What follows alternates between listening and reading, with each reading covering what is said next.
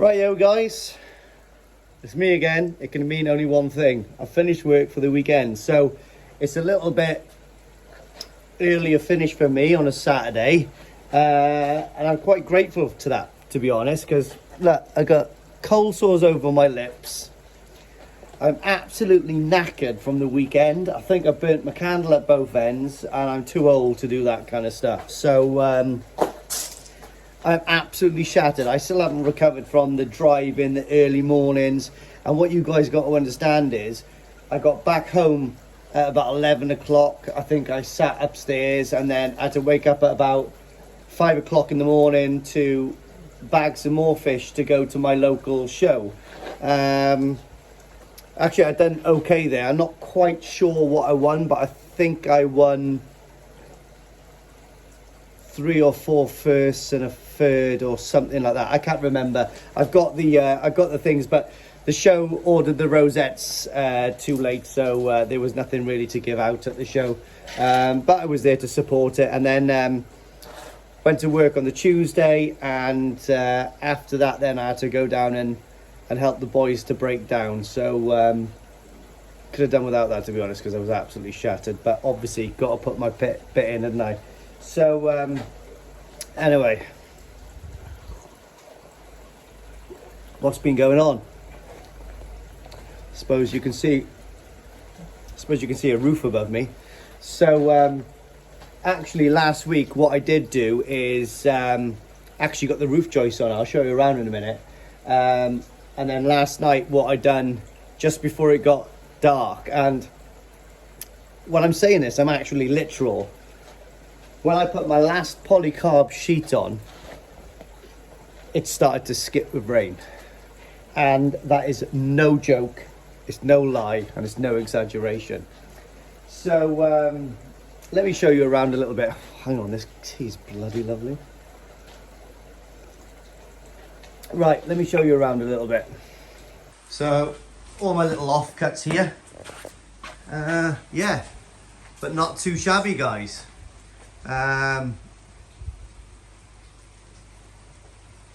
There's not much of a pitch on this roof, but it's still doing the job pretty well. Well, there's no moisture in here at all, obviously, so it is coming in just onto the tops here, look, as you can see. But I was in a bit of a rush to get this done. Yeah.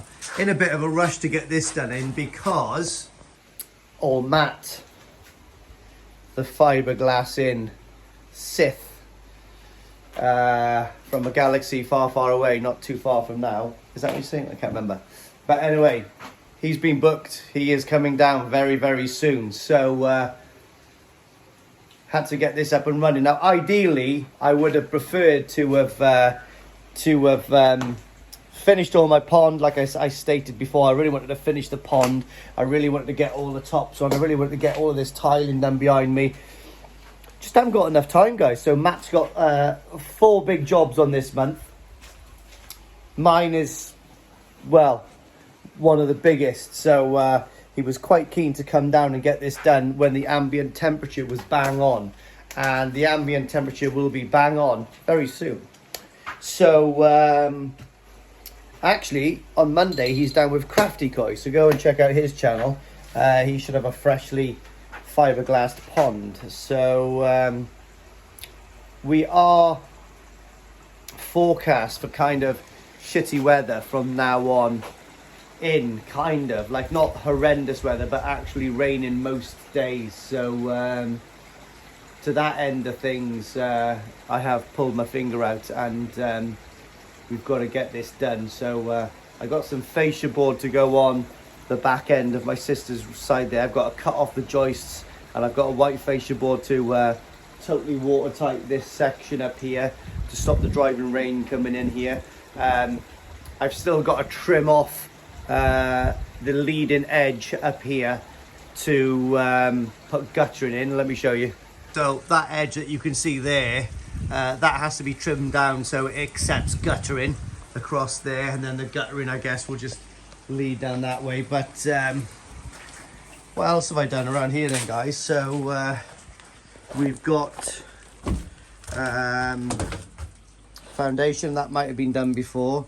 We've also got this bottom section here slabbed because I've got the 2 ball valves for the purge to go here.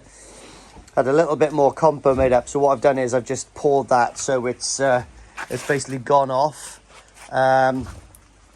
What I am going to do today is cut these little noggins off here, and then when I put the fascia board on, it'll come up here and it'll tuck over there. So it's pretty much an upside down fascia, which is like an upside down L, which will come up and go across. And I'll do a nice little bit of white Sikoflex across there to fill those gaps up. But like I said, the driving rain this way will just cut through there and start wrecking that timber. So we'll get that done. Still haven't finished. Well, I haven't done anything, guys, because obviously I've been to the show. So I have got one hell of an idea for the air ribbon. And so basically what I've done is I've done a closed circuit, if you get me. And this was under, this was the idea of Jack, the Balding Reefer. Obviously he's in the know about stuff like that, and he explained to me that, so look, what have I got here to explain? So let's just say that's my air curtain.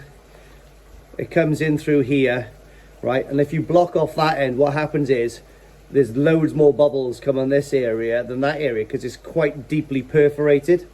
So what I've done is I've put a 90 here, a 90 here, and then come across, put a T in the middle. So we've got the air curtain attached to a hose that is getting fed in the center. So obviously when the Fujimac 300 is pumping down the air, it's dispersing each way, and it actually works. I've tried it in my pond and it's absolutely mesmerizingly good.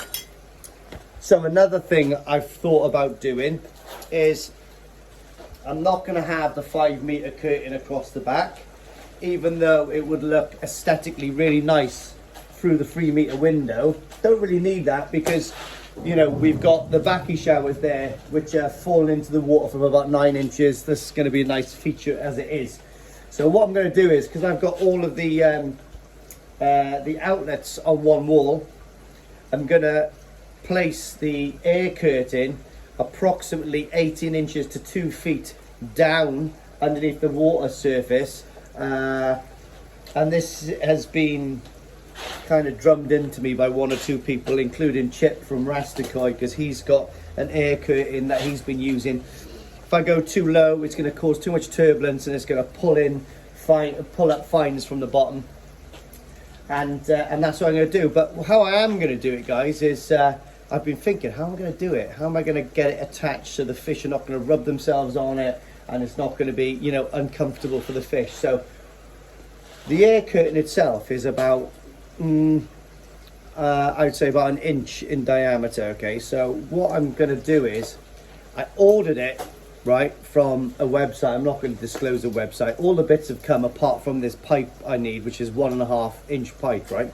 So I'm going to have to pop down to Swansea on Monday to get that sharpish to do what I need to do before we get any closer to fiberglassing.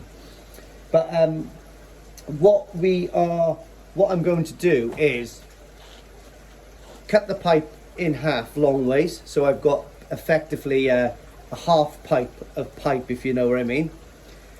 I am going to attach that. I'm probably going to Sikoflex it to the wall. Okay, and I've got 2 90s which I'm going to cut up, so we're going to have effectively a half pipe which is about 15 mil in depth, which is going to go across the whole wall with 2 90s on it, and then the 2 air pipes coming in. What that's going to allow then is Matt to put his 12 mil insulation to butt up against it left and right, you know, up and down. And then also fiberglass right into it. So what that does then is that gives me 2 tapping points for the air, and it gives me an indentation for the round aeration pipe to sit in. So effectively all I'll have protruding from the wall is half of the air curtain tube, if that makes sense, the 2.5 meter strip, and then that air then will project this way, the same as the whole flow, because obviously we're having a one directional Onishi flow on this pond. So that's the plan anyway. That's been racking my brain. And what I'm also going to do is see over where the skimmer is. I'm going to do exactly the same over there, but only the length of the skimmer. And what that's going to allow me to do is, if I do get any problems with the food going down the skimmer, I'll be able to put it on a timer. We'll be able to get like the, you know, the actual timing of everything correct, and then that should come on just a couple of minutes. Maybe I'll keep it on for 15 minutes in between each feed, like, if you know what I mean. So basically I feed my koi every 2 hours, 6, 8, 10, 12, 2, 4, 6, for instance. So what I'll do is I'll get a digital timer or whatever I can find, and if I'm starting the first feed at 6 in the morning, that'll kind of click on, do you know what I mean, about 6 in the morning or 5 to 6, and stay on for 10 minutes after the feed. So a 10-minute feeding window with a 5-minute advanced warning for the air curtain on that should be enough. So that's gonna proper trigger the fish's intelligence, isn't it? They're gonna go, oh, that's clicked on, it's time for a Big Mac. So yeah, I got my mate as well, Nikki is coming down tomorrow. What I done is I rented a Hilti still saw.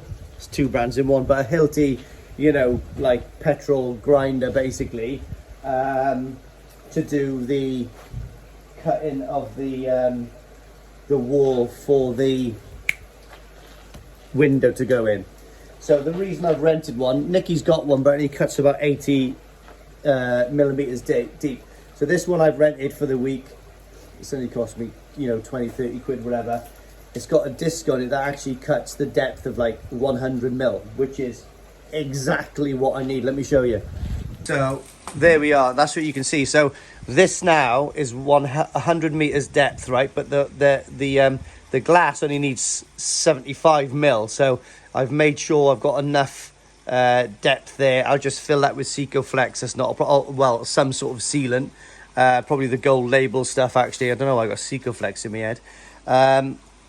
So what I'm saying is, now this is the depth I'm going to cut it. So I've just put this on as a guide. So when Nicky comes here tomorrow, I could do it, but he's wielded these machines for so long, he's absolutely shit hot with it. So I thought he's going to come down tomorrow about 12 and do that for me.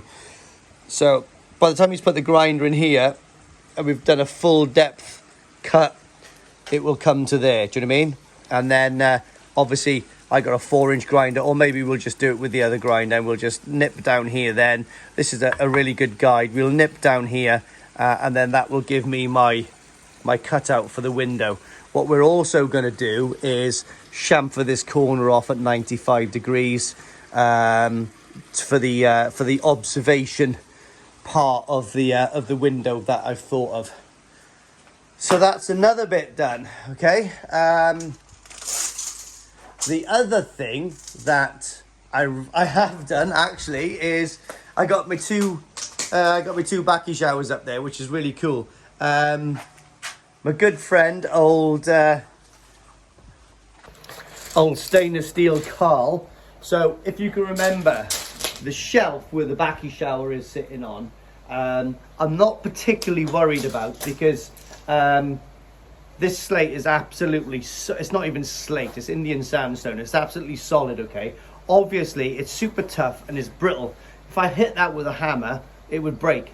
I could probably sit the front of my truck on that and it wouldn't break. It's only if you get some sort of like knock or something like that, that's going to do it. So once these are actually in situ and they're filled up with the BHM, they ain't going to get touched again, effectively, unless I come across you and give them a bit of a clean out. But what I've done, and what I've asked him to make, very kindly, he's done for me. So what I asked him for is a piece of stainless steel. As you can see, it's almost like an angle iron, and on each end they've got a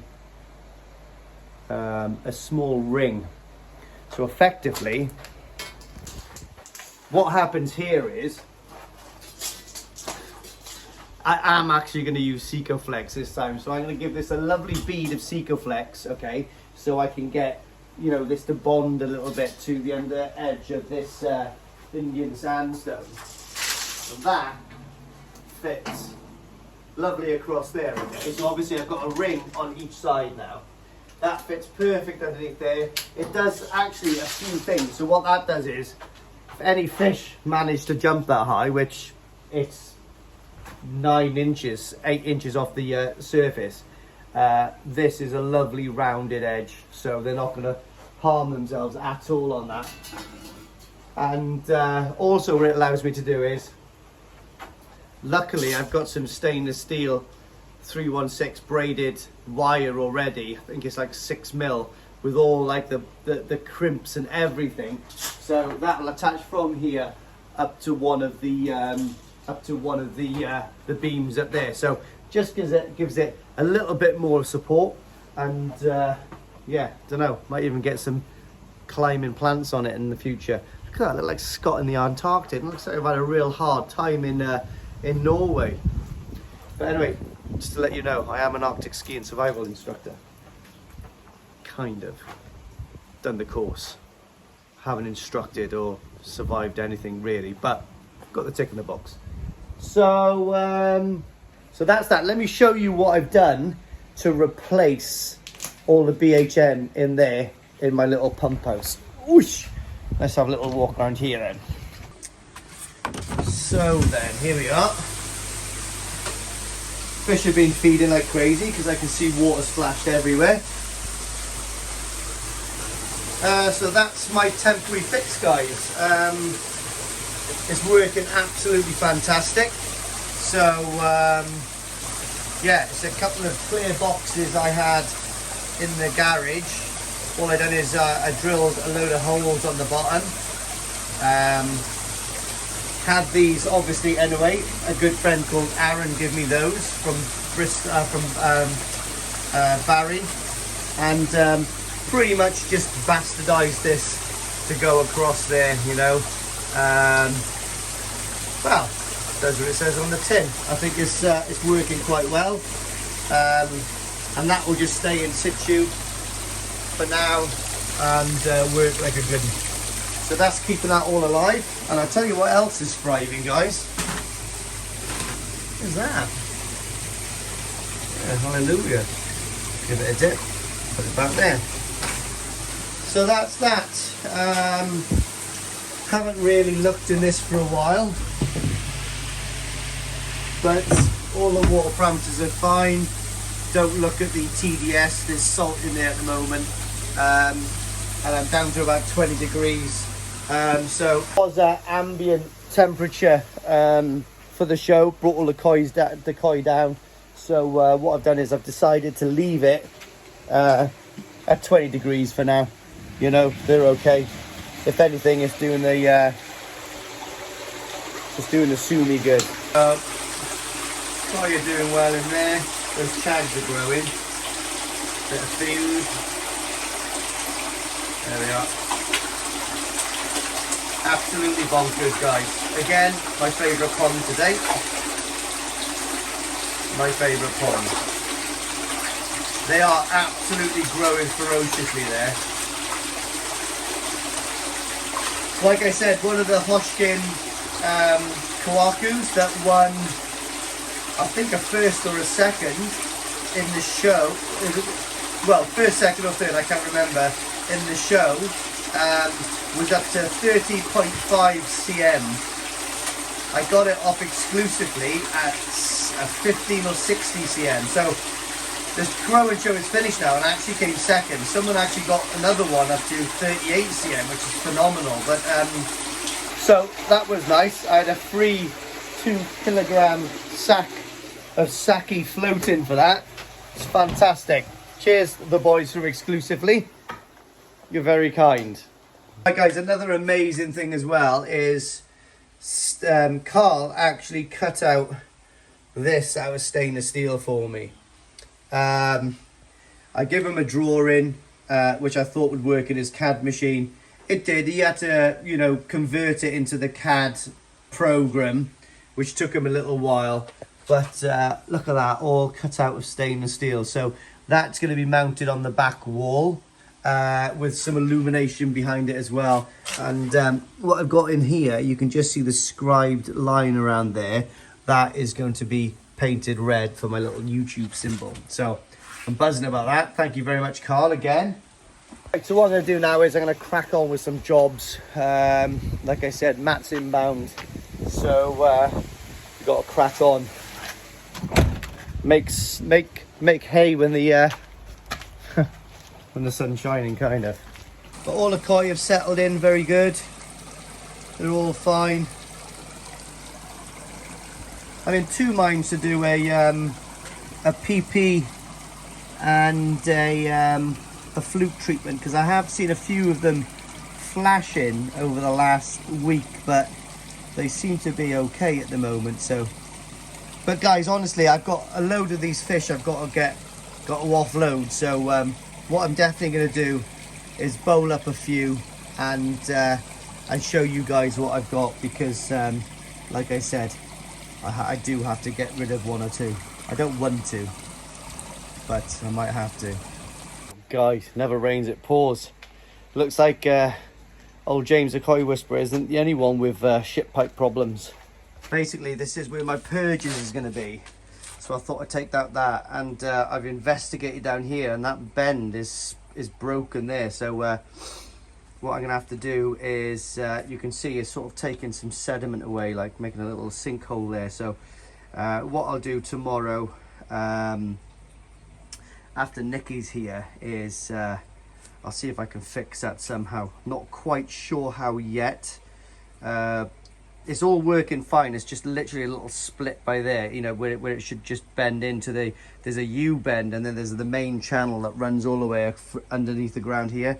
So what I'll probably end up doing is getting some sort of like kind of tough sort of flexible plastic, bend it around that pipe, and then fill that in with compo in that little section there, and then build my little line up here, put the two purge drains through, and then that should suffice. But yeah, there's a crack down there as well, so what I'll do is I might fill it up with compo and smooth that off a little bit. But to be honest, I can keep my eye on that, because this is going to be open here with the two drains on there. So yeah, that's something else to do tomorrow. It's a bit of a mess, but we'll get there. Right guys, from me, that's enough for today. I smelling the poo a little bit, so I'm gonna go upstairs now, have a shower, have a wrestle with the boy, have a glass of wine, because it's the weekend. I'm out with the boy tomorrow morning, because my missus got TikTok shop. So if you're a woman and you're in for a bargain, follow Yaz Adfield, and you'll get some bargains tomorrow from 9 till 12 or 12:30, something like that. Apart from that, I'm gonna have a little wrestle with the boy tomorrow morning, probably take him to the trampoline park back here, meet the old Nicky, the old legend that he is, the builder, and sort out these reveals and see if I can sort something out with my ship pipe. Yeah. Another thing I'm going to do, guys, is don't look at that stain. That's not rust from my from this, by the way. Wolf chucked a set of pliers in there. But I was going to do a little purge line going through there, but I think I'm not going to do that now. So what I'm going to do tomorrow, I think, is chamfer this. So I'm going to give it a good chamfer in and out, sort of like pretty much like the pond is. So there's a low spot all the way through the middle, because what I have got is two of the big Awaz air stones to go in there. So the air stones will be in the central channel, which is just it's not gonna be no sediment like resting in the corners there. So so that's what I'm gonna do there. And worst case scenario, once a season, if I do want to clean it out, I can just isolate the whole thing and yeah, just empty all the media out, give it a bit of an inspection, and fill it back up again. Not the end of the world. Stick it all in the vat. It's something to do, isn't it? But like I said, I was going to put a purge there, but I just don't think I'm going to now, to be honest. If I chamfer this, and we've got a deep spot down there with all of that bubbles coming through, we're not going to get anything. Any crap that's on the bottom is going to get pushed out into the pond and go through the drum again. So I think this chamber is going to be banging. That's the 1-inch pipe I was on about. I think I mentioned that earlier on in the video. Did I or did I not? I don't know. But I'm going to cut that in half, stick that. Let's just in case I didn't explain it. So I've got a longer section of that going all the way through there. But what I'm going to do is cut that all the way through the middle, so it's like a half pipe. Put the 90s on there probably. And then that will sit like that underneath the skimmer, okay? From there, Matt will insulate flat to there. So this will be like a little indentated? Is that a word? Well, I've just made it up anyway. And then the aeration pipe will fit inside there, so it'll be flush, so the koi are not going to hit themselves on anything. Here, I think I'm going to go down to about that level, if that makes sense, or possibly one more. So maybe there, not too close to the ground. Yeah, I think that one. That's a happy medium, isn't it? So that's about 18 inches from the top, maybe even there. I don't know. What do you guys think? That will literally be in the center, but there, or there. We'll work it out.